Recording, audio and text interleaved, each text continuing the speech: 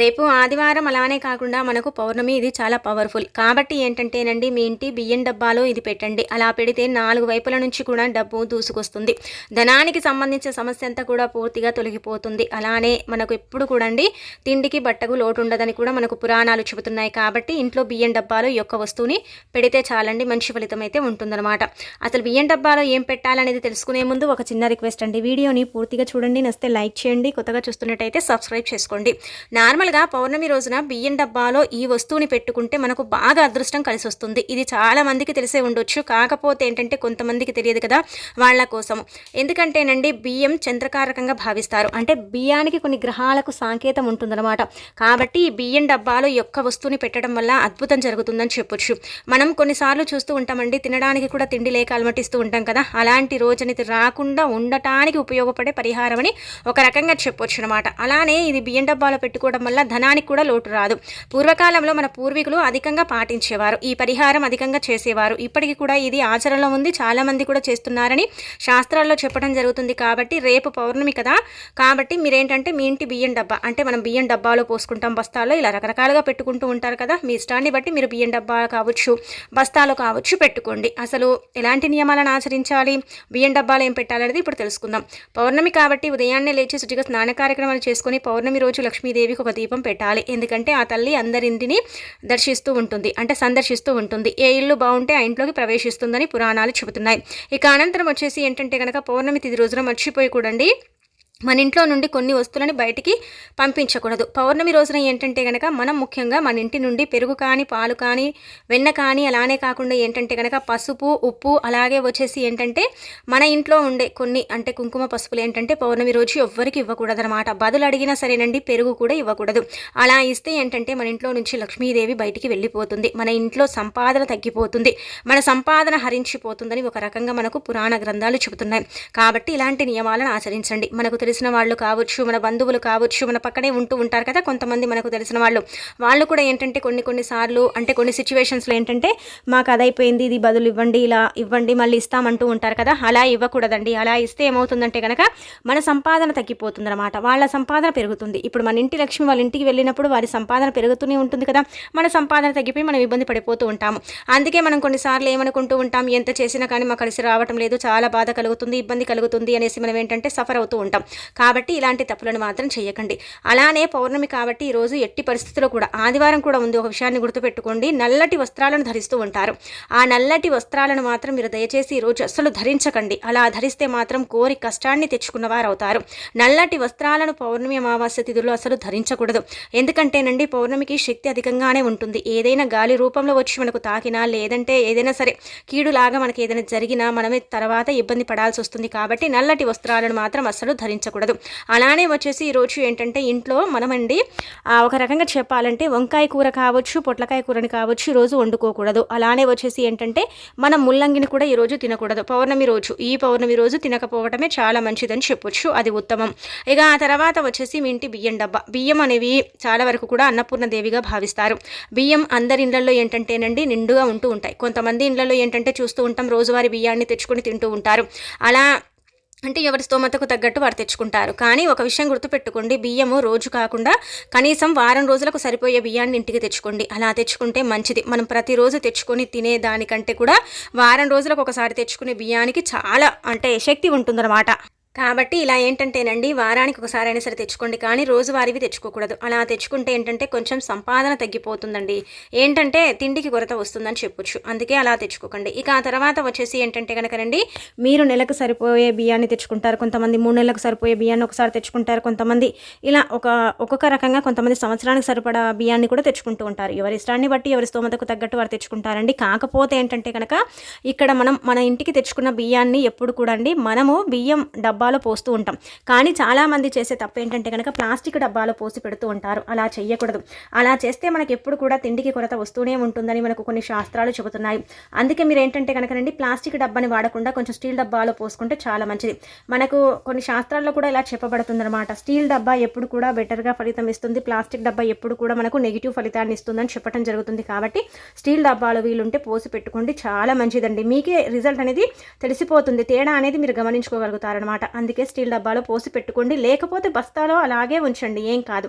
ఇక ఆ తర్వాత వచ్చేసి ఇంకొకటి ఏంటంటే కనుక బియ్యం ఇంటికి తెచ్చిన తర్వాత ఎప్పుడు కూడా మనం ఒకటేసారి తెచ్చుకున్నాం అనుకోండి బియ్యాన్ని, అంటే ఇప్పుడు పూర్వకాలంలో మన పూర్వీకులు అయితే పంట చేతికి రాగానే ఏంటంటే కనుక బియ్యం ఒక 2 బస్తాలకు అంటే వాళ్లకు తోచినంత గుళ్ళకు దానం చేసేవారు. దానంగా అంటే కనుక ఇచ్చేసేవారు అనమాట, ఇలా సహాయంగా ఇచ్చేసేవారు. ఆ బియ్యంతో ఏంటంటే కనుక గుళ్ళో అన్నదానం చేసి, అలానే కాకుండా ఇలా అన్నాలు అంటే ఇలా మనకేంటంటే కనుక ప్రసాదంగా పెట్టడం ఇవన్నీ కూడా చేస్తూ ఉంటారు కదా. అలా చేయటం వల్ల వారికి తిండికి ఎప్పుడు కూడా కొరత రాదని ఒక భావన ఉండేదని పూర్వకాలం నుంచి కూడా ఆచరణ అనమాట. అంటే బియ్యం అంటే ఇలా దానం చేసేవారని గుళ్ళకు ఒక ఆనవాయితీ ఉండేది. అలానే కాకుండా ఒక ఆచారంగా భావించుకొని ఇచ్చేవారని మనకు పురాణాలు చెబుతున్నాయి. అలా మనకి ఇప్పుడు ఇచ్చే అంత స్తోమత ఉండదు కదండి, మనకే తినడానికి కొన్ని సిచ్యువేషన్స్లో ఉండదు, మనమే సరిగ్గా తెచ్చుకోలేం కదా. కాబట్టి ఏంటంటే అలా మనం చెయ్యం కదా. కాబట్టి మీరేంటంటే ఇంటికి బియ్యం బస్తా ఒకటేసారి తెచ్చుకున్నా, లేదంటే 3 నెలలకు 6 నెలలకు సంవత్సరానికి సరిపడ బియ్యం తెచ్చుకున్న మీరు ఏం చేయండి అంటే కనుకనండి, బియ్యం తెచ్చుకున్న తర్వాత అందులో నుంచి ఒక పావుసేరు కానీ లేదంటే కనుక ఒక 2 పిడికిళ్ళ బియ్యం కానీ తీసేసి మీ ఇష్టదైవానికి నైవేద్యం చేసి పెట్టండి. ఇలా చేయటం వల్ల దైవానుగ్రహం కలుగుతుంది. అన్నానికి ఎప్పుడు కొరత ఉండదు, డబ్బుకి ఎప్పుడు కొరత రాదు, తిండికి ఎప్పుడు కూడా మనం అలవటించకుండా ఏంటంటేనండి మనకు 3 పూట్ల తిండి దొరకడానికి అవకాశం ఉంటుంది. కష్టపడేది తిండి కోసమే కాబట్టి, అంటే అన్నం కోసమే కదండి మనం కష్టపడేదంతా కూడా. మనం కోట్లు సంపాదించకపోయినా పర్వాలేదు, కానీ 3 పూట్ల అంటే చక్కగా తినేసి హాయిగా ఉంటే చాలు, ఇంతకు మించి ఇంకా మాకే ఆనందం వద్దని కోరుకునేవారు కూడా ఉంటూ ఉంటారు. కాబట్టి ఏంటంటే ఇలా ఒకసారి ప్రయత్నించండి. ఇక ఆ తర్వాత మీరు గుర్తుపెట్టుకోండి, మనమండి ముఖ్యంగా పౌర్ణమి కదా, పౌర్ణమి రోజు మీరు 1 కిలోంబావు బియ్యాన్ని దానం చేస్తే, బ్రాహ్మణులకు కావచ్చు పేదవారికి కావచ్చు బియ్యాన్ని దానం చేస్తే చాలా మంచిదండి. దానం చేయటం వల్ల ఏంటంటే సంపాదన పెరుగుతుంది. మనం 1 రూపాయి దానం చేస్తే భగవంతుడు 2 రూపాయలను మనకి ఇస్తూ ఉంటాడు. అలా మనం కిలోంబావు బియ్యాన్ని మనం దానం చేస్తే మనకు బ్రహ్మాండమైన ఫలితాలు వస్తాయి. మన జీవితంలో ఉండే కొన్ని రకాల ఇబ్బందులు తొలగిపోతాయి. అలానే కాకుండా ఎవరైతే అంటే బట్టకు తిండికి చాలా అలమటిస్తూ ఉంటారో వాళ్ళకి మంచి ఫలితాలు వచ్చే అవకాశం కూడా ఉంటుందని ఒక రకంగా చెప్పొచ్చు. కాబట్టి వీలున్న వారు ఖచ్చితంగా ఏంటంటే బియ్యాన్ని దానం చేయండి. అలా దానం చేస్తే చాలా మంచిదన్నమాట.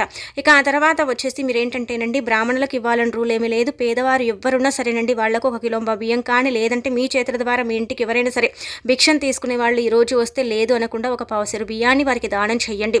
అలా కూడా మీకు మంచి ఫలితం అనేది అంటే కలుగుతుందని చెప్పొచ్చు. ఇక ఆ తర్వాత ప్రతిరోజు కూడా ఆడవారు భర్త సంపాదన పెరగాలనుకునే వాళ్ళు, అలానే కాకుండా ఎప్పుడు కూడా ఇంట్లో ధనానికి లోటు ఉండకూడదు అనుకునేవారు, తిండికి ఎప్పుడు కూడా కొరత రాకూడదు అని భావించుకునే భార్య ఎప్పుడు కూడా అండి అన్నం వండేటప్పుడు ఏంటంటే కనుక గిన్నెలో మనం బియ్యం పోసుకుంటాం. నార్మల్గా చాటలో పోసినా గిన్నెలో పోసినా పర్వాలేదండి. ఇప్పుడు అంటే చాలామంది కూడా బియ్యం చెరగటం వంట చేయటం ఇలాంటివి చేయరు, డైరెక్ట్గా గిన్నెలోనే పోసేసి కడిగేసి పెట్టుకుంటూ ఉంటారు, ఎవరి ఇష్టాన్ని బట్టి వాళ్ళు. అలానే కాకుండా ఏంటంటే కనుక మీరు చాటలో పోసుకున్నా మీరు అన్నం వండుకునే గిన్నెలో బియ్యం పోస్తారు కదా, పోసిన తర్వాత గుర్తుపెట్టుకోండి అందులో నుండి మీ చేతి నుంచి 1 గుప్పెడు బియ్యాన్ని తీసేయండి. అంటే తీసి ఒక డబ్బాలో కానీ లేదంటే కనుక ఒక ఇలా మనకు ఉండే కవర్స్లో కానీ లేదంటే కనుక ఇలా ఎలాగైనా సరేనండి 1 గుప్పెడు బియ్యాన్ని ప్రతిరోజు తీస్తూ ఉండండి. తీసేటప్పుడు మనం ఏం చెప్పుకోవాలంటే కనుక భర్త సంపాదన పెరగాలి, మాకు బాగుండాలి అనుకుని ఏ స్త్రీ అయితే ప్రతినిత్యం 1 గుప్పెడు బియ్యం అంటే గిన్నెలో నుంచి పోసిన తర్వాత కావచ్చు లేదంటే చాటలో పోసుకున్న తర్వాత కావచ్చు తీయాలన్నమాట. తీసేసి వాటిని స్టోర్ చేయాలి. మీ ఇష్టాన్ని బట్టి మీరు ఏంటంటే కనుక ఆ బియ్యాన్ని మనము అంటే తినకూడదు, అలా అని మనం ఏంటంటే కనుకనండి వాటితో నైవేద్యాలు చేయకూడదు, అవి కేవలం దానం మాత్రమే చేయాలి. అలాంటప్పుడే ఫలితం ఉంటుందన్నమాట. అలాంటి బియ్యాన్ని పేదవారికి దానం చేస్తే మంచి శుభ ఫలితాలు మనకు కలుగుతాయి. చాలా చాలా అద్భుతమైన ఫలితాలను అయితే మనం చూసే అవకాశం ఉంటుంది. కాబట్టి ఈ విధంగా చేయండి. ఇక ఆ తర్వాత రేపు పరమ పవిత్రమైన పౌర్ణమి ఆదివారం కలిసి వచ్చింది కాబట్టి లక్ష్మీదేవికి చాలా అంకితం చేయబడే రోజు అనమాట. ఈ రోజు మనం దీపారాధన చేసేసుకొని అనంతరం ఈ పరిహారం చేసుకుంటే అష్టైశ్వర్యాలు సిద్ధిస్తాయి. బియ్యం డబ్బాలో ఇది పెట్టుకోవడం వల్ల మన జీవితంలో మనకు తిరుగులేని యోగం కలుగుతుంది. చాలా చాలా అద్భుతమైన ఫలితాలతో మన జీవితం అనేది మారిపోతుంది. అలానే కాకుండా మన ఇంట్లోకి ఎప్పుడు కూడా ఏంటంటే కనుక ధనానికి అంటే లోటు ఉండదు, మనకు తిండికి కూడా కొరత రాదు. ఎప్పుడు కూడా ఏంటంటే కనుక మనకు ఏదో ఒక రకంగా తిండి అనేది లభించడానికి అవకాశం ఉంటుందన్నమాట. అందుకే మీరు మీ ఇంటి బియ్యం డబ్బాలు ఇది పెట్టుకోండి. పూర్వకాలంలో మన పూర్వీకులు బియ్యం డబ్బాలు ఏంటంటే కనుక చిల్లర నాణ్యాలను వేసేసి అందులో దాచి ఆ చిల్లర నాణ్యాలను ఏంటంటే కనుక పిల్లలకి ఇచ్చేవారు. అలా ఇవ్వటం వల్ల డబ్బుకు డబ్బు, అలానే కాకుండా తిండికి తిండి దొరుకుతుందని ఒక భావన అప్పటి నుంచే మనకేంటంటే కనుక ఆచరణలో ఉందన్నమాట. ఇప్పుడు కూడా మీరు ఈ పరిహారం చేసుకోవటం వల్ల అలానే మీకు మంచి జరుగుతుందని చెప్పొచ్చు. అందుకే మీరు ఏం చేయండి అంటే కనుక మీకు ఒకవేళ బియ్యం డబ్బాలో అంటే పెట్టుకునే వీలుంటేనేమో బియ్యం డబ్బాలో చిల్లర నాణ్యాలను వేయాలి. ఎన్ని చిల్లర నాణ్యాలు వేయాలంటే కనుక 21 రూపాయి వరకు మనం పెట్టుకోవచ్చు. 5 రూపాయల బిల్లలు పెట్టొచ్చు, 10 రూపాయల బిల్లలు పెట్టొచ్చు, కానీ మనం నోటుని మాత్రం పెట్టుకోకూడదు. నోటుని పెడితే పెద్దగా ఫలితం ఉండదన్నమాట. అందుకే మీరు ఏం చేయండి అంటే కనుక చిల్లర నాణ్యాలతో పాటు 5 యాలక్కాయలను వేసి పెట్టుకోండి. అలా పెట్టుకోవడం వల్ల మంచి ఫలితం ఉంటుంది. మీ జీవితం మారిపోతుంది. మీరు సక్సెస్ని చూడటానికి అవకాశం ఉంటుందన్నమాట. చాలా చాలా అద్భుతంగా ఉపయోగపడే పరిహారం కాబట్టి ఈ విధంగా ఆచరించండి. ఇక అలాగే కాకుండా ఇంకొకటి ఏంటంటే కనుక బియ్యం డబ్బాలో ఇలా పెట్టుకోవడం ఇష్టం లేని వారు ఒక బౌల్ తీసుకోండి. ఏ బౌల్ అయినా పర్వాలేదు, ప్లాస్టిక్ది తప్ప స్టీల్ది అలానే కాకుండా ఇలా గాజుది, ఇలా మనకు కట్టె బౌల్స్ కూడా ఉంటాయి కదా, అలాంటివి కూడా మనం వాడుకోవచ్చు. మన ఇష్టం అది. మన ఇంట్లో ఉండేది తీసేసుకుని అందులో గుప్పెడు అంటే బియ్యం కంటే కూడా ఎక్కువగా పోయాలండి. పోసేసిన తర్వాత అందులో 5 యాలకులు పెట్టేసి 21 రూపాయలు పెట్టి లక్ష్మీదేవి పటం ముందు పెట్టాలి. ఇది పూజ గదిలో 41 రోజుల పాటు పెట్టుకోవచ్చు. పెట్టేసుకుని ఏంటంటే కనుక చక్కగా మనం అమ్మవారికి ఏంటంటే అవి నివేదన చేయాలి. అలా చేసిన తర్వాత 5 యాలకులు ఏంటంటే కనుక మీరు 41 రోజుల తర్వాత కావచ్చు, లేదంటే కనుక మీ వీలుని బట్టి మీరు 21 రోజులు కావచ్చు, 11 రోజులు కావచ్చు, గుర్తుపెట్టుకోండి. 41 రోజులు, 21 రోజు, 11 రోజులు, ఇలా మీరు అంటే ఇన్ని రోజులని సంకల్పం చెప్పుకొని ఆ తర్వాత తీసేసి ఏం చేయండి అంటే కనుకనండి అందులో ఉండే యాలక్కాయలేమో బీరువాలో పెట్టుకోండి. ఆ తర్వాత అందులో ఉండే డబ్బేమో కనుక మీరు వ్యాపారం చేసే స్థలాలు కానీ పర్సుల్లో కానీ పెట్టుకోవచ్చు.